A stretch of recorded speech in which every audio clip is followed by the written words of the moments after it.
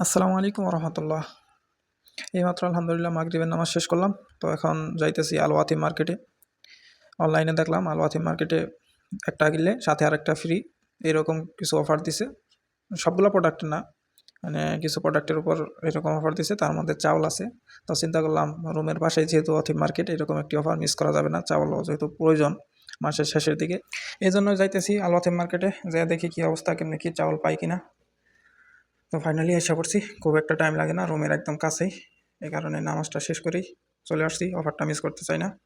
তো এসে দেখলাম সব কিছুই ঠিকঠাক আছে। এই যে দেখতেছেন, এই চাউলটাই অফার দিছে, দুইটা মানে একটা কিনলে দুইটা ফ্রি।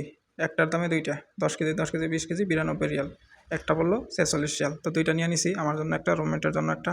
তো চাউল নিয়ে আবার দেখতেছি যে আরও কোনো কিছুর মধ্যে অফার আছে নাকি। তো আরও যেগুলোর মধ্যে অফার আছে, buy one get one free, সেগুলো আমাদের প্রয়োজন নয়, সেগুলো আছে এই কারণে নেই নাই। তো ফাইনালি টিভি কর্নারে আসলাম, দেখলাম মনিটরেও দেখাইতেছে আজকে কী কী অফার আছে। তো যাদের যাদের লাগবে সীমিত সময়ের জন্য অফারগুলো আইসা নিতে পারেন।